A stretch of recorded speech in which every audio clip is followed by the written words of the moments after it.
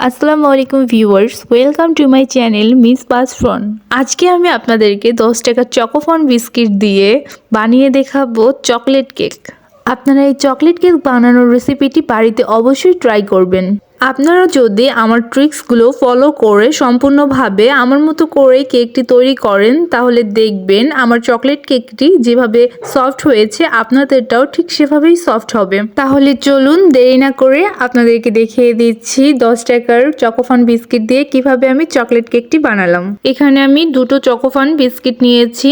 এবার এই বিস্কিটগুলোকে প্যাকেট থেকে বের করে নিব। প্যাকেট থেকে সবগুলো বিস্কুট বের করে নিয়েছি। এবার বিস্কুটগুলোর মধ্য থেকে ক্রিমগুলোকে আলাদা করে নিব। বিস্কুটের মধ্যে থাকা এই ক্রিম দিয়ে আমি আলাদা একটি চকলেট ক্রিম বানিয়ে নেব। আপনারা যারা আমার চ্যানেলটিকে এখনও সাবস্ক্রাইব করেননি তারা অবশ্যই চ্যানেলটিকে সাবস্ক্রাইব করে রাখবেন, তাহলে যে কোনো ভিডিও আমি আপলোড দেওয়ার সাথে সাথে সবার আগে নোটিফিকেশন আপনাদের কাছে চলে যাবে। আমি বিস্কুটগুলোকে ব্লেন্ডারের সাহায্যে গুঁড়ো করে নিয়েছি। এবার একটি বাটিতে দুটো ডিম নিয়েছি। এবার ডিম দুটোকে ভালো করে ফেটিয়ে নিতে হবে।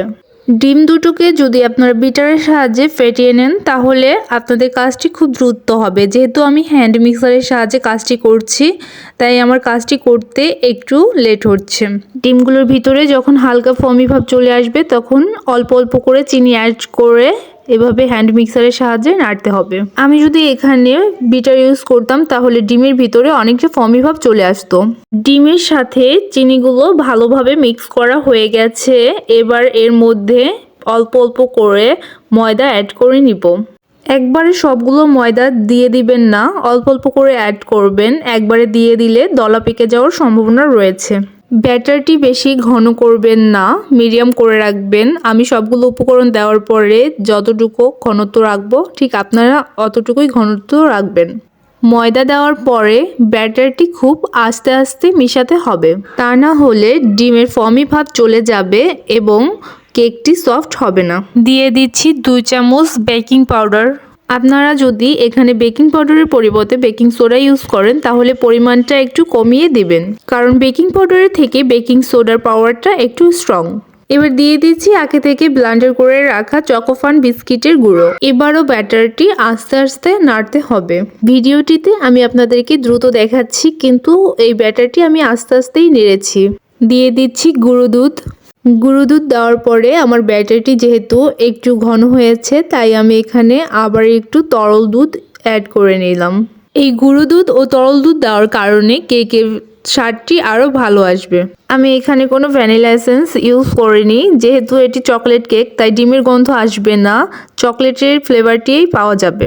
সবশেষে দিয়ে দিচ্ছি সয়াবিন তেল, যেটি আমরা প্রতিদিন রান্নার কাজে ইউজ করে থাকি। অনেকে মনে করে হয়তো তেলের পরিমাণটা বাড়িয়ে দিলে কেকটি সফট হবে। ধারণাটি সম্পূর্ণ ভুল। আপনার সব কিছুর পরিমাণ বুঝে তেল দিতে হবে। যেহেতু আমি দুটো ডিম দিয়ে কেকটি বানাচ্ছি সেই অনুযায়ী আমি তেলটি দিয়ে দিয়েছি। সবগুলো উপকরণের সাথে ব্যাটারটি ভালোভাবে মিক্স করে নেওয়া হয়ে গেছে। এবার এই ব্যাটারটি যে বাটিতে রাখবো সেই বাটির উপরে আগে থেকে একটা কাগজ দিয়ে উপর থেকে তেল ব্রাশ করে নিতে হবে। বাটিটির ভিতরে সম্পূর্ণ তেল ব্রাশ করা হয়ে গেছে। এবার পুরো ব্যাটারটি বাটিটির মধ্যে দিয়ে দিব। 10 টাকার চকোফান বিস্কিট দিয়ে চকলেট কেক বানানোর রেসিপিটি যদি ভালো লেগে থাকে তাহলে লাইক দিয়ে কমেন্টের মাধ্যমে আমাকে অবশ্যই জানাতে ভুলবেন না। বাটিটিকে এভাবে হালকা ঝাঁকিয়ে নিতে হবে যাতে ভিতরে থাকা এয়ার বাবলসগুলো বের হয়ে যায়। এবার চুলোয় একটি কড়াই বসিয়ে কড়াইয়ের ভিতরে স্ট্যান্ড দিয়েছি। এবার উপরে ব্যাটার সহকারে বাটিটি বসিয়ে দিব। আপনারা চাইলে স্ট্যান্ডের নিচে বালু অথবা পানি দিয়ে দিতে পারেন। এবার বাটির উপরে একটি কাগজ রেখে ঢাকনা দিয়ে ঢেকে রাখবো। কেকটি হওয়ার পাশাপাশি আমি এখন চকলেট ক্রিম বানিয়ে নেব। আমি আগে বিস্কুটগুলো থেকে যে ক্রিমগুলো বের করে নিয়েছিলাম সেই এক্সট্রা ক্রিমগুলোর ভিতরে সামান্য পরিমাণ তরল দুধ, কর্নফ্লাওয়ার ও চিনি দিয়ে ভালো করে মিশিয়ে নেব। ক্রিমের সবগুলো উপকরণ ভালো করে মেখে নেওয়া হয়ে গেছে। এবার চুলোয় একটি প্যানে তেল ব্রাশ করে নিচ্ছি। তেল ব্রাশ করা হয়ে গেছে। এবার প্যানের ভিতরে চকলেট ক্রিমগুলো অল্প অল্প করে দিয়ে দেব। আপনারা চাইলে ক্রিমগুলো একসাথেও দিয়ে দিতে পারেন। এই সময় চুলার আঁচটি লো করে রেখে ঢাকনা দিয়ে ঢেকে রাখছি।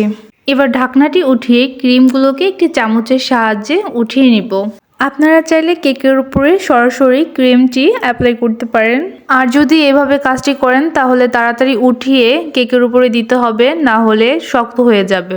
আমি 30 থেকে 35 মিনিট পরে ঢাকনাটি উঠিয়ে কাগজটি উঠিয়ে নিলাম। দেখুন এখন উপর থেকে শক্ত ক্রিমগুলো দিয়ে দিচ্ছি। ক্রিমটি তৈরি করার পরে ক্রিমগুলো শক্ত হয়ে গিয়েছিল, তাই এভাবে দিয়ে দিয়েছি। এবার উপর দিয়ে আবার বাদাম দিয়ে দিচ্ছি। পরবর্তীতে আপনারা দেখতে পাবেন ক্রিমটি আবার গলে যাবে। এবার 4 থেকে 5 মিনিটের জন্য এভাবে ঢাকনা দিয়ে ঢেকে রাখবো।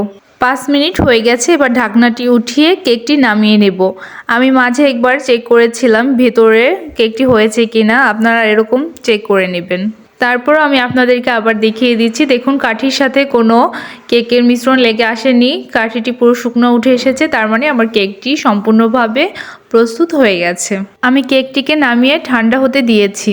কেকটি ঠান্ডা হয়ে গিয়েছে। এবার একটি ছুরির সাহায্যে বাটি থেকে কেকটিকে আলাদা করে নিব। কেকটি গরম থাকতে আপনারা এই কাজটি করবেন না, তাহলে কেকটি ভেঙে যাবে। এবার এই কেকটিকে একটি প্লেটে নামিয়ে নিব।